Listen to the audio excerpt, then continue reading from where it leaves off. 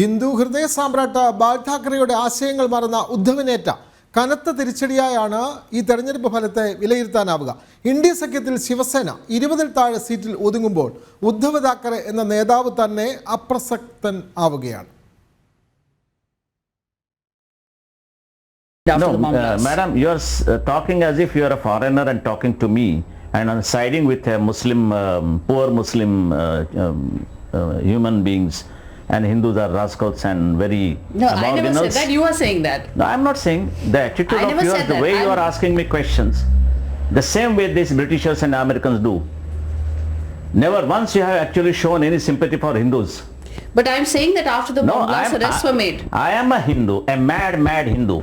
ഹിന്ദുത്വത്തിനായി ജീവിതം ഒഴിഞ്ഞുവെച്ച വ്യക്തിത്വമായിരുന്നു ബാലാസാഹിബ് താക്കറെ. 1967-ൽ ഹിന്ദു ഹൃദയ സാമ്രാട്ട് രൂപീകരിച്ച ശിവസേന പിന്നീട് മഹാരാഷ്ട്രയിലെ പ്രബല ശക്തിയായി. മുംബൈ അധോലോകം അടക്കിവാണ ഇസ്ലാമിക ഭീകരരെയും ഡി കമ്പനിയെയും നിലക്കി നിർത്താൻ ശിവസേന വേണ്ടിവന്നു. ഹിന്ദുക്കളുടെ ഏറ്റവും വലിയ ശത്രു കോൺഗ്രസ് ആണെന്ന് പ്രഖ്യാപിച്ച ബാൽ താക്കറെ നെഹ്റു പരിവാറിനെ കടുത്ത ഭാഷയിൽ വിമർശിച്ചു.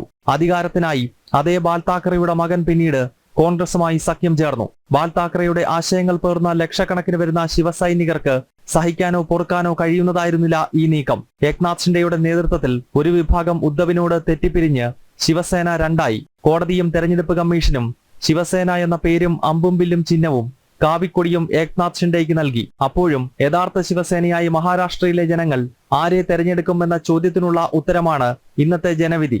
जनता ने आज बता दिया है, असली नकली में मैं जाऊंगा नहीं, लेकिन बाला साहब ठाकरे जी की विचारधारा वाली जो शिवसेना है, शिवसेना भाजपा की गठबंधन वाली जो शिवसेना है, एक विचारधारा वाली शिवसेना आज लोगों ने तय कर लिया है. कौन है, मैंडेट दिया है लोगों ने.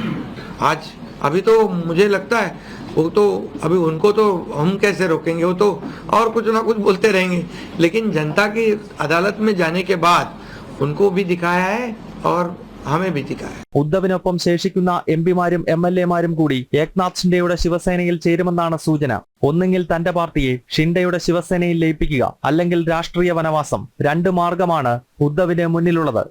ജനം, ഡൽഹി.